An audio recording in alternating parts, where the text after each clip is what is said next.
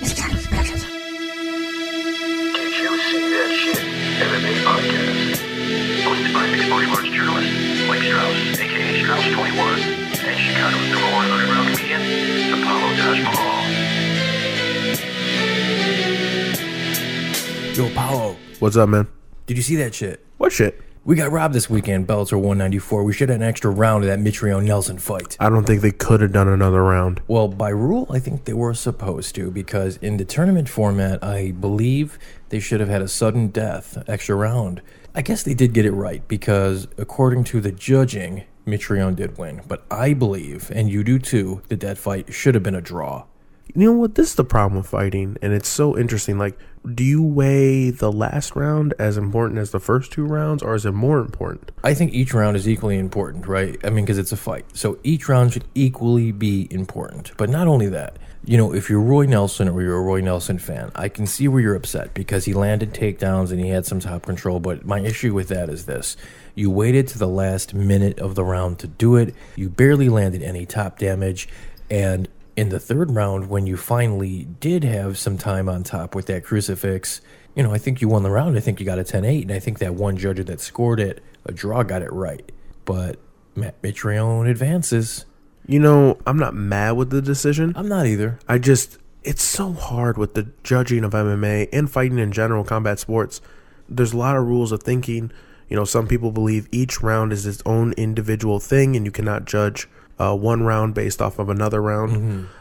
One person believes the fight, you know, some people believe that the fight is a continuous Well, they have thing. rules. They have standard rules. So regardless of what you want to think or want to believe, they have rules the way you're supposed to judge it. Well, you cannot interpret it. No, you cannot interpret it, but it's still just it's very interesting. In And Pride, they judged it as for the entirety of the fight. It was Yeah. a different system. I'm not saying the UFC system is the best. I'm saying that's the current one. you know, used. that is the current one. That's why it's hard. I can sit there and say I believe Roy Nelson deserved a draw and they should have went to a different one. But then I can also see if each round is scored individually, I believe Matt Mitrione won that fight. Yeah, I definitely think Mitrione got the better of Roy on the feet. He worked his jab. He looked good on the feet, but you know, Roy's tough, and I don't know. All in all, it didn't do too much for me in the fight. I think there was. I was very shocked by Roy's stand up. He's not always been the best striker, but he's a lot more competitive. Yeah, he's definitely came along with his stand up, and he spent a lot of time at the Mayweather gym in Vegas, and I'm sure he they were has working hands. out. Yeah. He has hands. It was really weird. I felt like Mitrione was just piecing him up. Definitely. And it didn't even seem competitive on the feet. It really didn't. And that's where I thought it would be competitive. But then I was really disappointed in Mitrione's ground game. People sleep on Roy. He's a legit No, black belt. Roy submitted Frank Mir. I was gonna say, Yeah, he submitted Frank Mir. Stole my thunder. Yeah, he did submit Frank Mir. He's legit. He's legit. But you know, I shame, was just thinking like, man, Mitrione, you did look very, especially in that last round. I don't know if it was exhaustion. I'm sure it was. Yeah. Oh, dude, when the bell rang and they rolled off each other and then Roy laid there for a few seconds. Yeah, and that's when you were like, man, that should have went to sudden death. I was like, Cheeseburger. I was like, cheeseburger, and no, I don't even think they can get up. Derek Campos, he got rocked. Pitbull, he does his thing. You were right about that, man. Pitbull is a guy. Man. He's so explosive, Pitbull. You hear what he said in the interview? Post, I'm going to make easy work of the champ. Yeah, I don't know Easy about that. work of the champ. You know what? You don't know about that, but as a Pitbull fan, he gonna make easy with. I don't know what's gonna happen. Yeah. It's gonna be a good fight, man. You know what? I'm just excited. That division lit me back up with that, you know, that call out and that knockout. I'm like, ooh. Anytime the Pitbull brothers fight, I'm watching because it's gonna be an explosive finish. Oh, those guys so much fun. Those guys are entertaining. Those guys are one punch away from taking anybody out. And yeah, not entertaining. Heather Hardy. Oh my God. What was that? Weren't they boxing champs? Yeah, okay, both Heather Hardy and Anna Jewelson are boxing champs. You know, this happens a lot though. When we get two strikers, we think it's going to be a great striking war. It ends up being a grappling affair. Why did I have to sit there and watch two middle school wrestlers go at it? And I don't mind watching a grappling match. We've sat on Good the show. ones. We've sat on the show time and time again. You know, we've had John Fitch on. We've had Jordan Johnson on.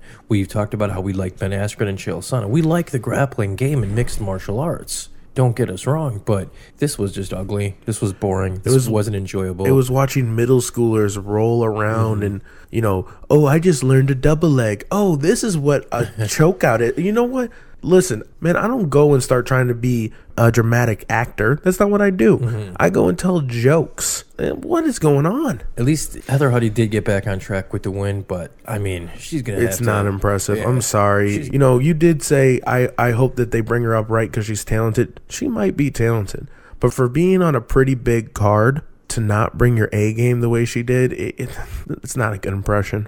There was also an issue on weigh-in with her where she was actually over by 0.2 ounces, and she was supposed to get a second time, but they didn't let her, and she was docked like 30%. It was a big, crazy ordeal for Heather Hardy at the weigh-in. I actually didn't know that. And then, Liam McGeary, man, he got chopped down by Nemkov, huh? R.I.P. his legs. That's something I wanted to talk to you about, too, because that's something that we've been seeing a lot more in the world of mixed martial arts, is that low leg kick to the calf. Yeah. That low leg kick, man, I gotta say, and I think Joe Rogan brought it up, and that's why it's popping in my head, was Ben Henderson was doing that a lot. Benson Henderson was one of the first guys to start really using it a lot, but to me, the time I really remember it being really significant was when Jeremy Stevens really used it to almost finish Melendez. Remember that? He couldn't even walk. Yeah. We just saw Douglas Lima do it to Rory.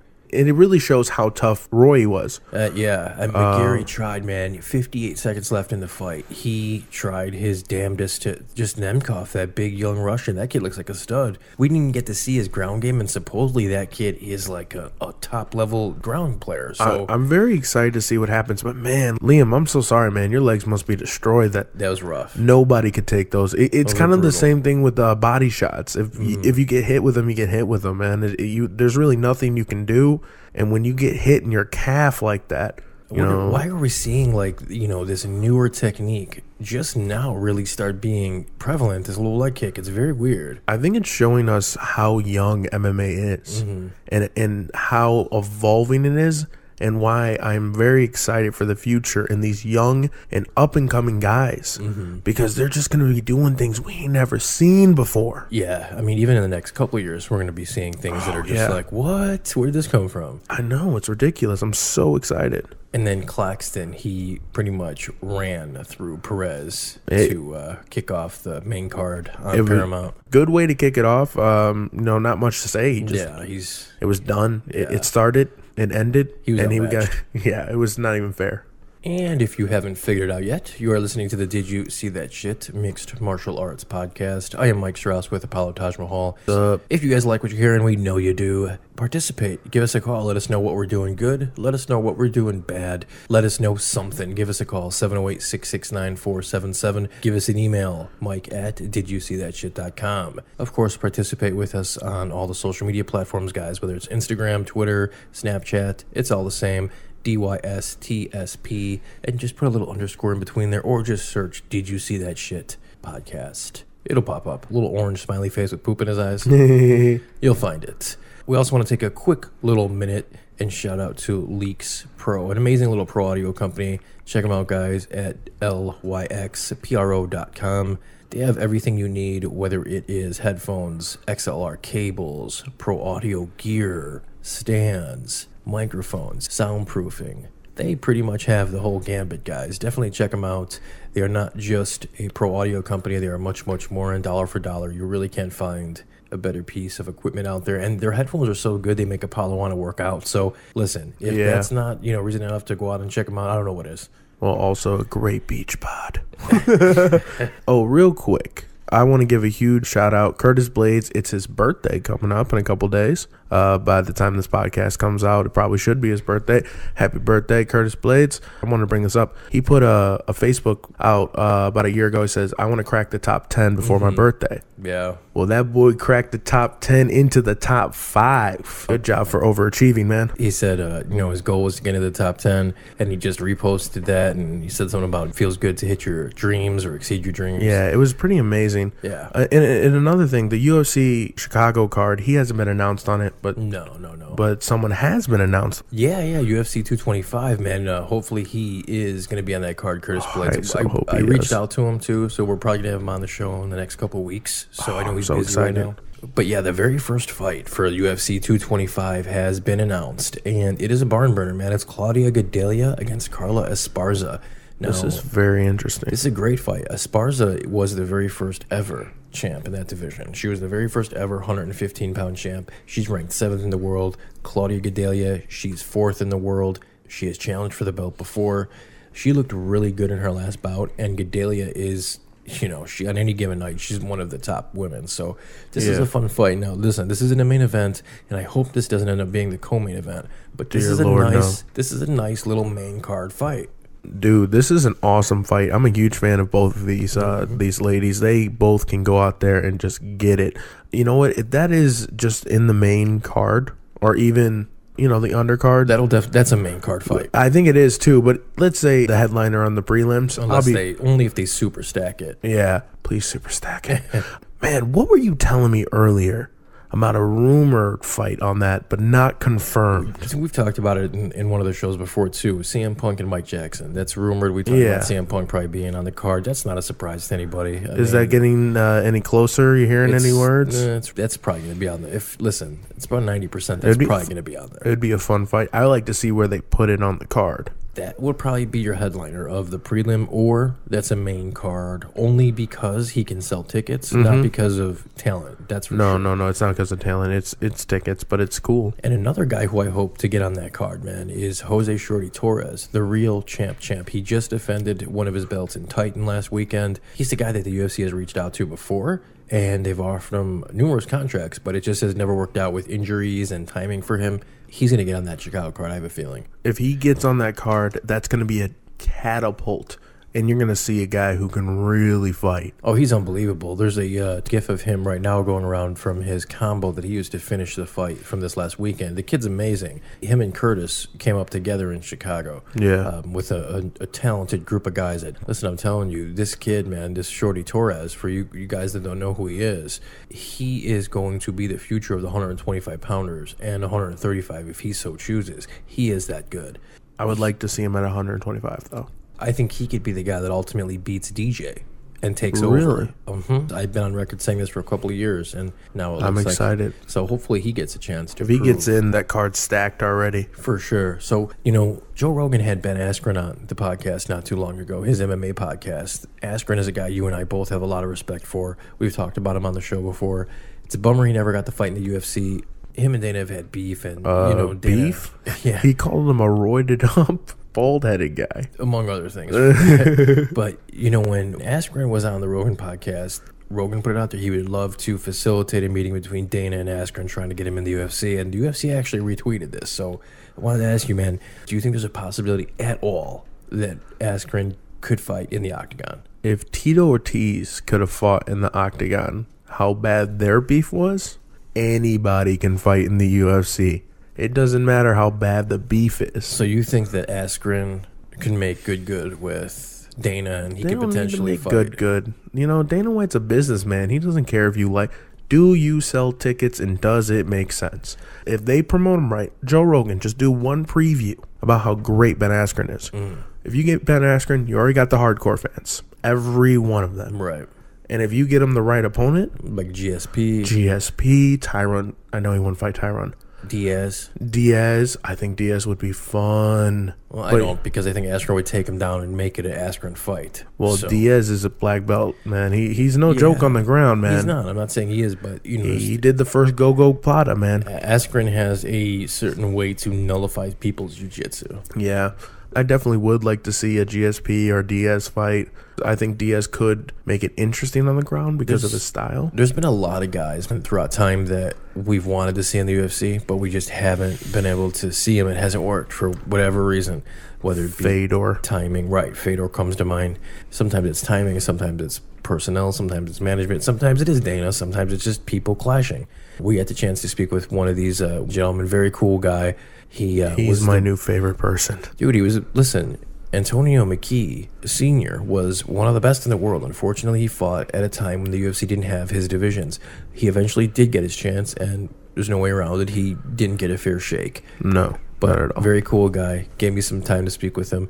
And also, just caught him at a good time, man. He just happened to be training a bunch of killers down there at the body shop, and he was gracious enough to put on Baby Slice and Aaron Pico. So in a little triple feature, here is Antonio McKee, Baby Slice, and Aaron Pico. Enjoy, guys. I want to welcome Antonio McKee to the show. I don't know if I should introduce you as a semi-retired fighter. You know, you've been raking a really big name for yourself as a coach as of late with the body shop, man. What's going on? Oh, nothing. We're just ending practice right now. Great practice today. Guys in here looking tough. You know, Slice, Joey Davis, Marlon, Pico, me, Matt. I mean, we just got a full roster of tough guys in here. And I think in the next year or two, we'll be dominating the divisions in all the weight classes. You really got a fantastic group of guys down there, and I wanted to talk to you about the body shop, man. Was that something that you always kind of saw yourself doing after fighting? Did you always want to have a gym and put something together like you have? Hell no, man. I was thinking after fighting, I was going to be rich, but I started talking shit at a young age in the fight game, and, I had a really impressive run. When you're at that high level and you're fighting the top guys, and my style was grappling, I could strike, but I decided I wanted to grapple. It was safer.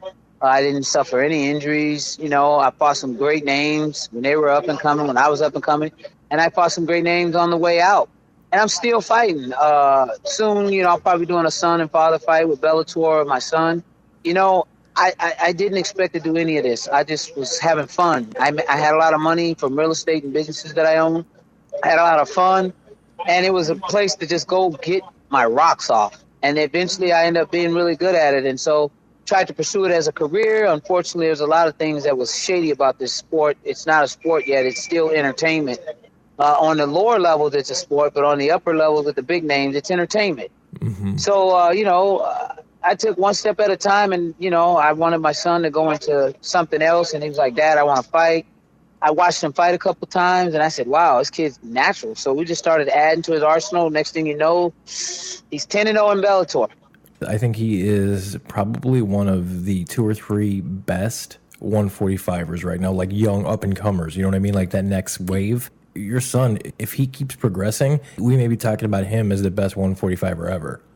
You know what? I agree. I've seen this kid, the media, the people, they don't know. They just watch him go out there and fight, but they don't know one fight was with a broken hand. The other fight was with a broken hand. The other fight, he trained for 2 weeks. It's just a lot of variables inside that people don't know. All they see is him fight and win. And out of 10 fights, he's got 7 finishes. And I know when he's training properly, guys are getting knocked out in the first round versus when, he's had some obstacles adjusting to the lifestyle of being a young celebrity, being a young hot gun coming up. There's a lot of things that we've had to work on and grow into, but we're moving up the charts now. We don't want to be like Bone Jones and have the problem that he has now at the pinnacle of his career. So, yeah, he's got great training partners. Like I said, Aaron Pico is always pushing him and challenging him, and then Joey Davis. I mean, and me.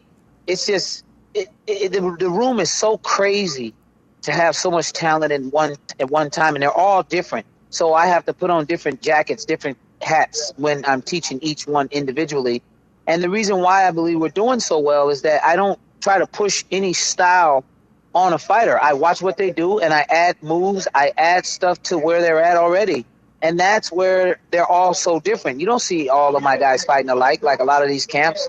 They fight like their instructors. My guys are completely the opposite. They can wrestle their asses off, but they're knocking people out. They're throwing spinning back kicks, throwing head kicks.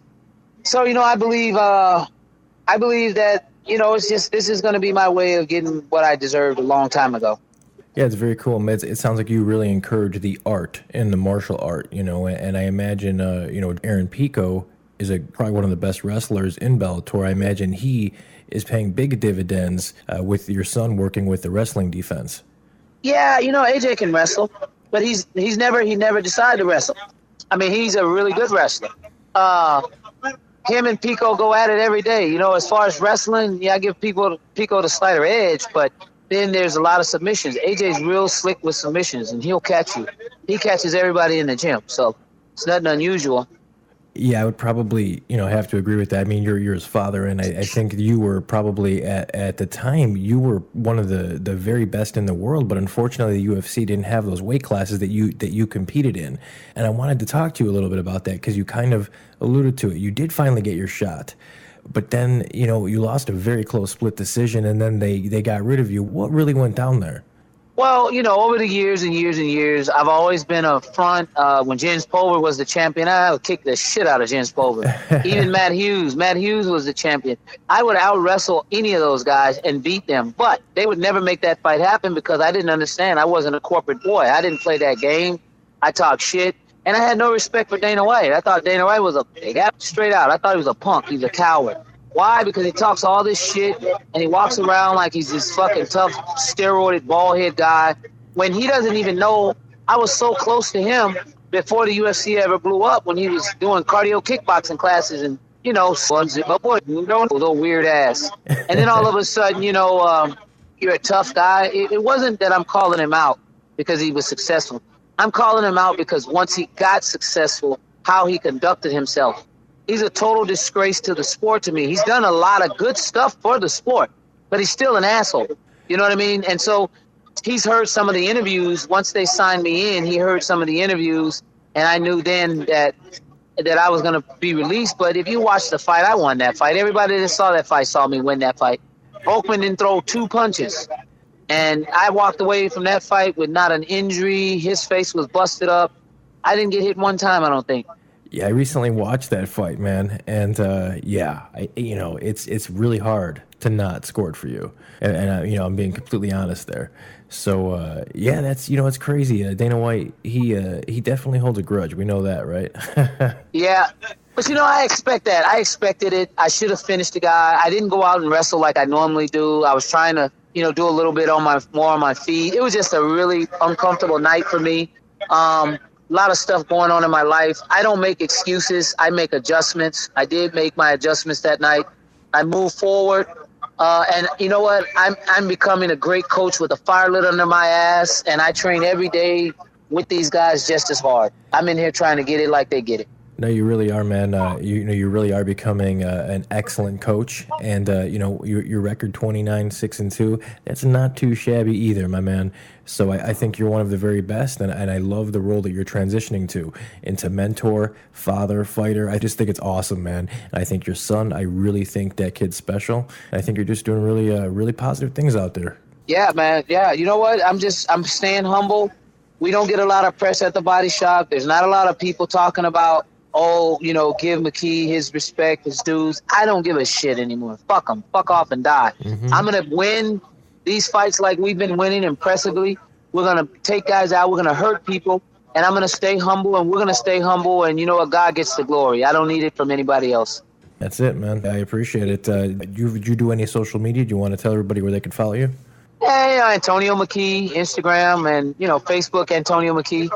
I'm like I say, man, I'm not in the game for that. I just want these guys to be the best that they can be. As a matter of fact, I got like 4 or 5 guys in here you want to interview any of them. I got Slice right here. I got Pico right here if you want to talk to any of those guys for a short moment. Sure. I'd love to talk to whoever you'd like to put on. Okay, here's Baby Slice. Okay. Hello? Hi, Baby Slice. Mike Strauss. Oh, what's up, man? What's going on, man? How's it going? It's going good. Kind of on the spot. I really didn't have anything planned, but, I did have Bellator fighter Jake Smith on not too long ago, and a really nice guy, but he called you out. He said he would like to get you on the Chicago card. Right. What are your thoughts on that? I have no thoughts on it, actually. I'm not even going to speak on it. It's not my job to call people out. People calling me out because they're trying to, trying to get a name they sell for. I don't know. I don't know what the deal is with that, but I could care less about that, honestly. Let them keep calling me out, dog. Let me get some of their followers. You looked great in your last fight, and I'm really excited to see what comes next, man. Your father was recently in the news. I want to say I think that I've never met him personally, but he was a great man, and yes. I want to express my condolences there. What's next for you, man? What can we expect from Baby Slice this year? Nothing, man. I'm gonna just, keep training, keep getting better. And, I got a fight coming up in April, me and AJ, and, I'm just training hard and preparing for it. And, just to put on a performance, to work hard, put on the show. Well, I think that you are in a fantastic camp. I think that you have great people around you, and I think that you have the talent to take the next step. Right. Yeah. I'm just gonna keep working hard, man, and keep pushing myself. I'm here at a team body shop, and we have a great group of guys here. And my job is to just keep working hard, keep pushing myself, and just to try to be the best I can be. I love the attitude, man. I appreciate your time. Thank you. Thank you, Baby Slice. All right. We'll talk to Pico. Yeah, that'd be great. All right. Hold on one second. Yeah, this is Aaron. Hey, Aaron, it's Mike Strauss. What's going on? It's going good. Everything is going well. How are you? I'm doing fantastic. I'll be quick for you. I didn't have anything planned because this is spur of the moment. This is really cool. So I just want to say thank you for taking some time and speaking with me. First off. No worries, man. No worries. Whatever you need, I'm here. You looked phenomenal in your last fight, brother. I mean, the body shot KO. I mean, come on. And Bas Rutten was probably just giving you a thumbs up wherever he was. Was that something that you knew that you were going to end the fight with? Yes, 100%. I knew coming into the fight, I knew his body was going to be open. I watched a lot of his matches and just game planning with Antonio. We don't really come up with a specific game plan. We know what his tendencies are, what his weaknesses are, and we knew that was a big flaw of his. And the body shot with my left hand is a very, very deadly weapon, like I said. But both my hands are. My left hand will hurt you, but my right hand will put you in the hospital. So I knew if I even touch him, he would go down. And I'm very confident in my power. I knew anybody in the division, if I even graze them, they'll go down. But I haven't showed anything on the ground, but my ground game is just as good. So I keep everybody guessing. But back to the question, the body shot, I knew it was going to be a left hook to the body when I walked into that cage. I knew it just a matter of time before I hit him. It was a picture-perfect body shot, man, and I felt it just from watching it on my couch here. You were training at AKA, and then you went down to the body shop, both fantastic camps. Why did you feel that you needed to make the move? Well, honestly, everybody always asked about AKA. I was never there at AKA. Bob Cook and Dwayne Zinkin manage a lot of AKA fighters. I go there occasionally because I'm in town, maybe for like a Bellator event or this certain things that bring me up to San Jose. But I've never done a camp there ever. My first fight, I didn't even have a camp. I was kind of just going all over the place trying to find training. So when that catastrophe happened in Madison Square Garden, I got a call from Antonio McKee and just asked for some advice and help, and went there the next week. And the rest is history. I've known Antonio and AJ since I was a baby, 5-6 years old, through the wrestling community. So I feel just right at home here. But I was never a part of AKA. I'm under management under Dwayne Zinkin and Bob Cook, and they manage Daniel Cormier, Luke Rockhold, and a lot of AKA fighters. So one last thing here before I let you go. What do you think that you guys are doing down there at the body shop that is just so special? What is it that you guys have? I think the biggest thing that I can honestly say is having Antonio McKee as a coach. A lot of people don't know, or he's an underrated coach, but to be honest with you, he's the best coach in MMA, hands down. I believe he's the best coach. Just the time and the effort that he puts into our training is he's there every single day, 6 days a week. He's with us for 4 to 6 hours a day. So the time, his knowledge, I mean, he's been in the sport since the infancy stages, but main thing that I always say with Antonio is he's grown with the sport. He's very, very open-minded, and that's the most important thing as a coach. He realizes that everybody in the room has different styles. Obviously, my style is not like an AJ McKee. It's a very different, or different than a Kimbo's, but he adapts his coaching for each individual. And I think it just goes on mentally too and spiritually. I think he's gone through a lot in his life. He's able to guide us, and he knows what can harm us in the sport of MMA. He knows the distractions. He knows all kinds of stuff. But the main thing is he's there for us day in and day out. So the biggest thing I think is having him as the leader here at the body shop. And secondly is just having that family here. We have guys that show up every single day that you probably don't even know about that are really, really, really great fighters that push us every day, that give me a hard time, and they're here every single day. So we just have a good chemistry here at the body shop. I mean, it feels just right at home for me. Everybody's here 6 days a week training to be the best fighters in the world. And when you have a routine like this and you're all on the same page, it's a recipe for greatness. You're right about that, man. I couldn't agree with you more. I think that Coach McKee, I think he is going to get his due this year. I think this is the year that people start recognizing, and a large part of that is because of you, and a large part of that is because of AJ. But a lot of that is, Coach McKee too. So I think you guys have something special down there, and I want to thank you for your time. No problem. Anytime. Thanks, Aaron. All right. Have a good one. You too. Bye-bye. Okay, boss. I appreciate it, man. All right, man. I hope you do well, and I hope things work out good for you. And thanks again for interviewing the guys. I appreciate it. Absolutely. Anytime, man. Take care, Antonio. Okay, bye. Bye. Okay. Definitely my new favorite person. Super cool guy. Thanks again, Antonio McKee. Thanks again, real quick. I'm going to say this. Baby Slice, where your Miami at? I apologize. You know what, Baby Slice? So you're kind of bummed out that Baby Slice, when I told them about Jake Smith Yes, challenge. I'm very upset. Here's my issue. I like, his humbleness. What and would Kimbo say? She'd say, when, where, bring it on. Here's the thing. Baby Slice, he played it very, very old school. Coy, very cool. He took the high road. Yeah, he took the high road. Yo, Baby Slice, when the guy says he's going to use your head as a punching bag, it's not time to take the high road. It's time to show him where that Miami at, boy. Yeah, I was hoping for something, but hey, he's a class guy. No, I respect it. You know what? As much as I like to joke around and I like to poke fun, Baby Slice, you're a lot bigger than I am because I would have talked mad smack. And thanks again, Baby Slice. Thanks again, Aaron Pico. And of course, thank you, Antonio McKee Sr. Oh, yeah, you're my new favorite person. So, Brock Lesnar, there's talk of him potentially maybe coming back to the UFC. I guess his contract is running out with the WWE soon. I don't know if he's ever going to fight in the UFC or mixed martial arts again, but I did happen to see on the Rogan podcast again, he was talking about how he really hit one of these other wrestlers with a real punch. So of course I had to check it out, and he sure did. I guess he was fighting Braun Strowman, who was a WWE wrestler. Yeah. He was fighting him. I don't know if it was in the Royal Rumble or if it was a Monday Night Raw or whatever, but basically this Braun Strowman, who makes Brock Lesnar look small, okay, for those of you who don't know who I'm talking about, he threw a knee into Lesnar's face, and you could tell by watching it, he threw it a little too hard. He got a little too overzealous. I thought, was Lesnar bleeding, it looked like? I didn't see any blood, no. He threw the knee pretty hard, definitely connected, and Lesnar did not take kindly. He threw one right punch and then followed up with another, and these weren't WWE punches where I stomped the ground. These were real, legit punches. So much so that the first one that he hit Braun Strowman with actually staggered the big guy. I don't think Lesnar hit him with everything he could. There's no way he did. He would have laid the guy out. Oh, yeah. But he did hit him with a real punch. That was not a WWE punch. What do you think of that, He had flashbacks of Randy Couture. He knew where he was, though. Yeah, no. He was just, know what? I think he had to check the young buck. Listen, dude. He did, dude. I'm Lesnar. I'm fucking Brock Lesnar. You're Braun Strowman. He hit him, and I looked at that, and I was like, oh, he still got it, big boy. Yeah, if you can stay off some steroids, you might be good. Or unless you find some new USADA testing, man. I just think everything, his age, the diverticulitis, USADA, I just think it's all past him.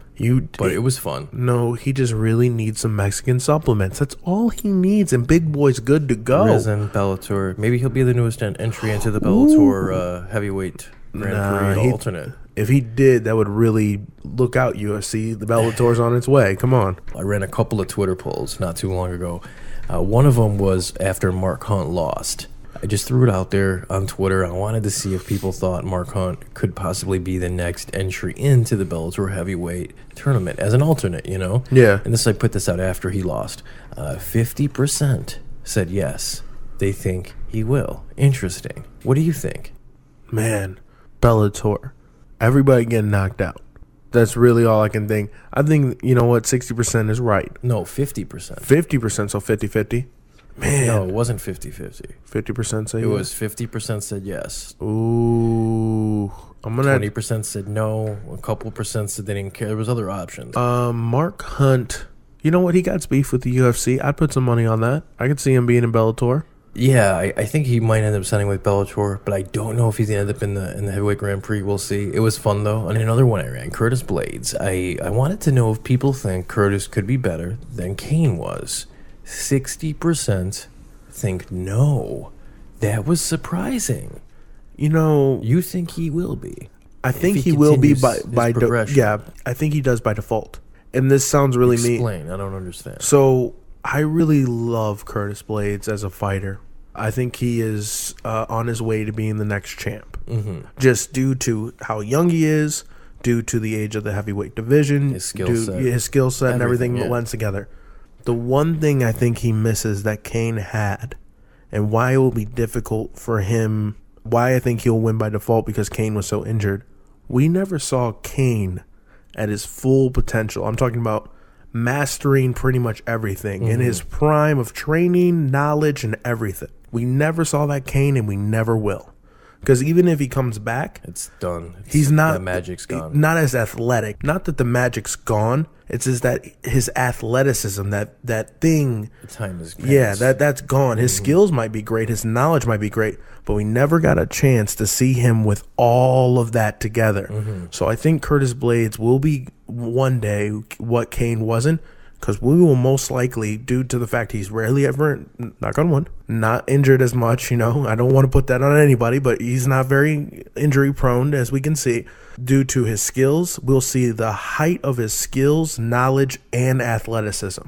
Yeah, I think we will too. And Curtis is a guy that I think if he continues progressing at the way he's progressing, I think you can make a strong case, man, that he could be that guy that Kane never was. He has the wrestling pedigree. Yeah. I don't think he quite has the hands at this point in his career. But that's Neil Magny for it, exactly. And he's still, he's still working on that. And by his next outing, hopefully in Chicago, he could be that good. He could have taken that next step. But more importantly than that, he trains out in Colorado. Pot is legal in Colorado. But besides that, they have a new bill they're trying to pass. And I can't believe it. What? It's time for